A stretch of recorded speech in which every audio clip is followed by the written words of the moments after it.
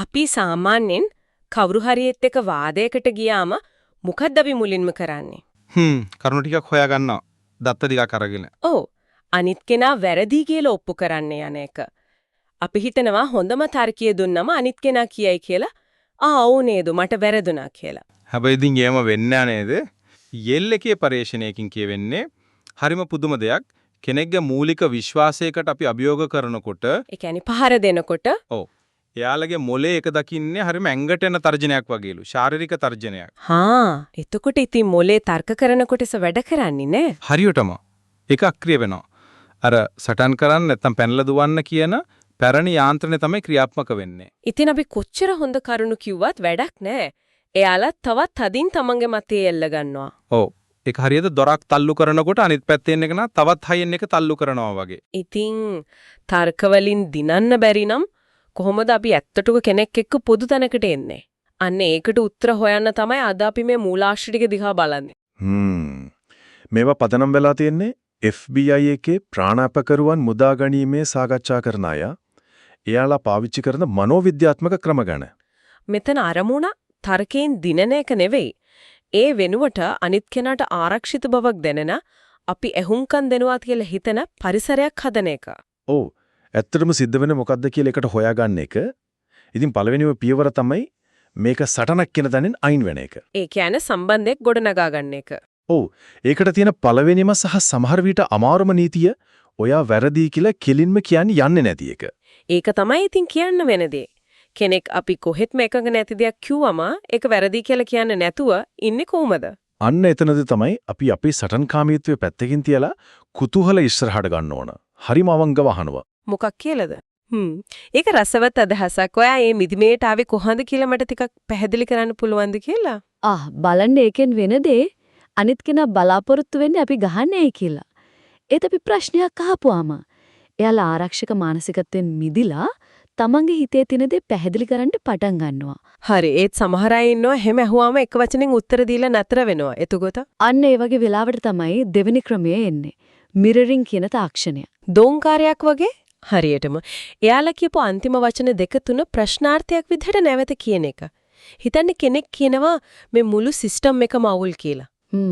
අපි කියනවා සිස්ටම් එකම අවුල් කියලා පොඩ්ඩක් නතර කරනවා. එච්චරද? එච්චරයි. මිනිස්සු නිශ්ශබ්දතාවයට කැමති නැහැ. ඒ හිස්තන පුරවන්න යාලා ඉබේම පෙළඹෙනවා. ඔව් අවුල් තමයි. බලන්නකෝ අර සිද්ධිය වගේ දෙයක් කියේ. අන්න හරි. එයාලගේ හිතේ ඇත්තටම තියෙන ප්‍රශ්නේ එළියට දානවා. ඒක හරියට මනෝවිද්‍යාත්මක යතුරකින් හිරවුණු දොරක් අරිනවා වගේ. ඒ යතුරෙන්ම තව වැඩවටක් ගන්න පුළුවන් නේද? ඒ කියන්නේ එයාලගේ හැඟීම් පාලනය කරන එක. මොකද සමහර වෙලාවට මිනිස්සු කෑ ගහන්න පටන් ගන්නව නේද? අනිවාර්යයෙන්. ඒක තමයි තුන්වෙනි ක්‍රමය. එයාලගේ ශක්තියට නැත්නම් එනර්ජි එකට ප්‍රතිවිරුද්ධව ක්‍රියා කරන එක. ඒ කියන්නේ එයාලා ශබ්දේ වැඩි කරනකොට අපි අපේ කටහන තවත් පහත් කරනවා. එයාලා වේගෙන් කතා කරනකොට අපි අපේ වේගය අඩු කරනවා. ඒකෙන් සංවාදයේ වේගය පාලනය කිරීමේ හැකියාව නොදැනීම අපේ අතට එනවා වගේ. ඔව්. විශේෂයෙන්ම එයාලා ගොඩක් හැංගීම්බර වෙලා නම් මට තේරෙනවා මේක ඔයාලට කොච්චර වැදගත්ද කියලා වගේ දෙයක් කිව්වම ඒකෙන් එයාලා සම්පූර්ණයෙන්ම નિરાයුද්ධ වෙනවා. මේ සම්බන්ධය ගොඩනගා ගැනීමේ අධීරේ මට හිතෙන විදිහට බලවත්ම දේ තමයි හතරවෙනි ක්‍රමය. එයාලගේ අදහස එයාලටත් වඩා හොඳට නැවත කියන එක. ඔව්. මූලාශ්‍රයේ තියෙන උදාහරණය තමයි කෙනෙක් කියනවා මේ රටේ සාමාන්‍ය මිනිස්සු ගැන කවුරුත් හිතන්නේ නැහැ කියලා. සියා දවස ගානේ විඳවන දුක ගැන කිසිම තේරුමක් නැහැ කියලාද ඔයා කියන්නේ කියලා? ඒක ඇහුණ ගමන් අනිත් කෙනා කියනවා. ඔව්. ඔව්. අන්න ඒක තමයි ඔයාට තේරුණා කියලා. ඒ මොහොතේම යාළගේ ආරක්ෂක පලිහ බිම වැටෙනවා. මොකද ඔබ ඔප්පු කරලා ඉවරයි ඔබ යාළට ඇත්තටම සවන් දුන්නා කියලා. හරි. දැන් අනිත් කෙනා අපිත් එක්ක සටනකට එන්නේ නැහැ කියලා දන්නවා. එයාලට ආරක්ෂිත බවක් දැනෙනවා. හැබැයි ඉතින් එයාලා තාමත් ඉන්නේ තමන්ගේ මතයේ හිර වෙලා. දැන් කොහොමද අපි මේ හිරවුණු දොර මෙල්ලෙන්න අරින්නේ? මේ තමයි දෙවෙනි අධ්‍යයන සිතන රාමුව වෙනස් කිරීම. මෙතනදිත් අපි මතක තියාගන්න ඕනේ අපි එයාලට පහර දෙන්නේ නැහැ. අපි කරන්නේ එයාලටම කාරණේ තියෙන සංකීර්ණත්වය දැක ගන්න උදව් කරන එක. ඒ කොහොමද? ඒකට තියෙන හරිම සරල ඒත් පුදුම විදිහට බලවත් ක්‍රමයක් තමයි පිළිතුරක් දෙන්න කලින් තත්පර දෙකක් නිහඬව ඉන්න එක. තත්පර දෙකක්. කතාවක් මැද නිශ්ශබ්දතාවය ටිකක් අපහසුයි වගේ දැනෙන්නේ නැද්ද? අපහසුයි. අනිවාර්යෙන්ම අපහසුයි. ඒක තමයි ඒකේ තියෙන බලය. ඒ නිහඬතාවයෙන් පස්සේ ඔබ දෙන පිළිතුර 30කින් විතර වඩා විශ්වසනීයයි කියලා අනිත් කෙනාට හිතනවාලු. ඒ මොකද? මොකද ඒකෙන් ඇඟ වෙන්නේ ඔබ කඩිමුඩියේ ප්‍රතිචාර දක්වන්නේ නැතුව අනිත් කෙනා කියපු දේ ගැන ඇත්තටම හිතලා බලනවා කියලා ඔබ යාළගේ අදහසට ගරු කරනවා කියන පණිවිඩය ඒකෙන් යනවා. හරි. ඊළඟ ක්‍රමය ඔබ දැනටමත් පිළිතුරු දන්නා ප්‍රශ්න අහන්න කියන එක. හැබැයි ඒක ටිකක් අනිත් කෙනාව හසුරුවනවා වගේ නේද මිනිස්සුන්ට ඒක තේරුනොත්. ඔව් ඒක හොඳ ප්‍රශ්නයක්. ඒක හසුරුවනවා කියනවට වඩා මග පෙන්වීමක් විදිහටයි අපි දකින්න ඕන. අපි යාළ වැරදියයි කියලා දේශනයක් දෙනම වෙනුවට එයාලටම හොයාගන්න සලස්වනවා. හරියටම එයාලගේම තර්කයේ තියෙන හිඩස් එයාලටම හොයාගන්න සලස්වනවා. උදාහරණයක් විදිහට කෙනෙක් යම් විසඳුමක් ගැන තදින්ම කතා කරනවා නම් අපි අහනවා හරි ඔබ මේ විසඳුමෙන් විසඳන්න උත්සාහ කරන මූලිකම ගැටලුව මොකක්ද කියලා. එතකොට එයාලටම හිතන්න වෙනවා ඕ ඇත්තටම මගේ මේ මතය පිටපස්සේ තියෙන ප්‍රශ්නය මොකක්ද කියලා. එතකොට එයාලටම කාරණේ තියෙන අනිත් පැති පෙනෙන්න පටන් ගන්නවා. ඒ කියන්නේ එයාලගෙම සිතුවිලි එක්ක යාළුවම්ම සංවාදයකට යොමු කරනවා වගේ වැඩක්. හරි මේ සිතන රාමෝ වෙනස් කරන තවත් බලවත් ක්‍රමයක්. නවවෙනි ක්‍රමය. එයාලා වඩාත්ම හැඟිම්බර වෙලා ඉන්න වෙලාවක පැහැදිලි කිරීමක් ඉල්ලන්න. ඔව්.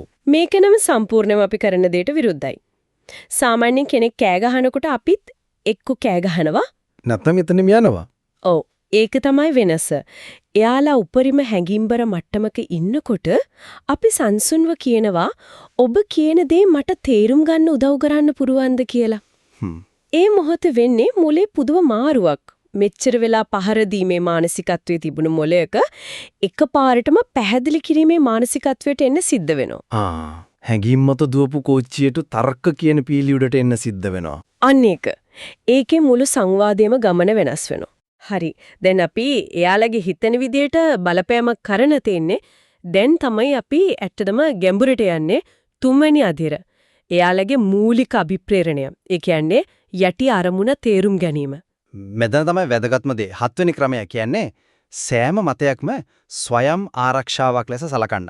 ස්වයං ආරක්ෂාවක්. ඔව්. ඒ කියන්නේ කෙනෙක් කොච්චර අතාර්කික මතයක් දරුවත් ඒ මතේ පිටිපස්ස තියෙන්නේ එයාලට වටිනා දෙයක් ආරක්ෂා කරගැනීමේ උත්සාහයක්. ඒක වෙන්න පුළුවන් එයාලගේ පෞල අනන්‍යතාවය ආරක්ෂාව, ගෞරවය ඕනම දෙයක්. ඉතින් අපි කෙනෙක් එක්ක තර්ක කරනකොට ඒ කියන්නේ අපි ඇත්තටම තර්ක කරන්නේ එයාලගේ මතයත් එක්ක නෙවෙයි. එයාලගේ අනන්‍යතාවයත් එක්කයි. ඒකනේ ඒක මෙච්චර අමාරු. හරියටම. ඉතින් අපි කරන්න ඕනේ ඒ ආරක්ෂා කරන දේ මොකක්ද කියලා හඳුනාගෙන ඒක වචනවලට පෙරලන එක. කොහොමද ඒක කරන්නේ? මට පේන්නේ ඔයා ඔවුන් අගය කරන දේ ආරක්ෂා කරගන්න උත්සාහ කරනවා වගේ කියලා කියන එක. උදාහරණයක් විදිහට රැකියාව ගැන දැඩි මතයක් දරන කෙනෙක්ට මට පේන්නේ ඔයා තමන්ගේ පවුලේ අනාගතය ගැන ගොඩක් හිතන කෙනෙක් වගේ කියලා කිව්වොත්. එයාලට තේරෙනවා අපි එයාලගේ හදවත තේරුම් ගත්තා කියනා. හැබැයි කතාව අතරතුරේදී එයාලා අපිට පෞද්ගලිකව පහර දුන්නොත් උදාහරණයක් විදිහට ඔයාලා වගේ අර හැමතිස්සෙම හිතන්නේ Taman තමයි ඔක්කොම දන්නේ කියලා වගේ දෙයක් කිව්වොත් අපේ පළවෙනිම ප්‍රතිචාරය වෙන්නේ නෑ ඒක බොරු කියන එක. ඔව්. ඒත් ඒක තමයි කරන්න හොඳම නැති දේ. ඒක තමයි 8 වෙනි ක්‍රමය. පීඩනයක් හැටදේදී කිසිම වෙලාවක ඔබව ආරක්ෂා කරගන්න යන්න එපා. අයියේ. මොකද එහෙම කළොත් ඒකෙන් වෙන්නේ තර්කය තවත් උත්සන්න වෙන්නේ එක. ඒ වෙනුවට අපි කරන්න ඕන දේ තමයි ඒ චෝදනාව කුතුහලයෙන් බාරගන්න එක. ඒ කියන්නේ ඔබට එහෙම හැඟීමක් ඇති වුණේ මොන වගේ දෙයක් නිසාද කියලා කියන්න පුළුවන්ද කියලා අහන්න එක. අන්න හරි. බලංග ඒකෙන් වෙන දේ. ඔබ ඔබව ආරක්ෂා කරගන්නව වෙනුවට පන්දු ආයෙත් එයාලගේ පිට්ටනියට දැම්මා. දැන් එයාලගේ සිද්ධ වෙනවා එයාලගේ චෝදනාවට හේතු දක්වන්න. ඔබ මුළු ක්‍රීඩාවම වෙනස් කළා. ඒක නම් නියමයි. මේකටම සම්බන්ධයි නේද 10 වෙනි ක්‍රමයත්. එයාලගේ දුර්වලකම නෙවි එයාලගේ බිය නම් කරන්න කියන එක. ඔව්. ඒ දෙකේ වෙනස මොකක්ද? ලොකු වෙනසක් තියෙනවා. දුර්වලකමක් නම් කරනවා කියන්නේ චෝදනාවක් කරනවා වගේ. ඔබ ඕනෙවට වඩා හැමදේම සැක කරනවා කිව්වොත් ඒක පෞද්ගලික පහර දීමක්. ඔව්. හැබැයි බියක් නම් කරනවා කියන්නේ එයාලගේ කනස්සල්ල තීරුම් ගන්නවා කියන එක. ඒ වෙනුවට මට පේන්නේ මේ සිදුවීම නිසා තවත් නරක දෙයක් වෙයි කියලා ඔබ කනස්සල්ලෙන් ඉන්නෝ වගේ කියලා කියන්න පුළුවන්. ඒ කියන්නේ ඔබේ චරිතයේ වැරද්දක් තියනවා කියනවා වෙනුවට ඔබේ කනස්සල්ල මට තේරෙනවා කියන පණිවිඩය දෙන එක. හරියටම. ඒකෙන් යාලට දැනෙනවා ඔබ යාලගේ පැත්තේ දැන් හිතනවා කියලා. ඔබ යාලට විනිශ්චයක් දෙන්නේ නැහැ. ඔබ යාලව තීරුම් ගන්න හදනවා. හරි. දැන් අපි මේ හැමදේම කරලා තියෙන්නේ. සම්බන්ධයක් ගොඩ නැගුවා. එයාලගේ සිතන රාමුව වෙනස් කරන්න උදව් කළා. යටි අරමුණ තේරුම් ගත්තා. දැන් කොහොමද මේ සංවාදය හරියට අවසන් කරන්නේ? අපි කරපු මේ ඔක්කොම මහන්සිය අපතේ යවන්නේ නැතුව එයාලට පස්සෙත් මේ ගැන හිතන්න දෙයක් ඉතුරු කරන්නේ කොහොමද? ඒකට තමයි 11 වෙනි සහ අවසාන ක්‍රමය තියෙන්නේ. සංවාදය ප්‍රකාශයකින් නොව ප්‍රශ්නයකින් අවසන් කරන්න කියලා.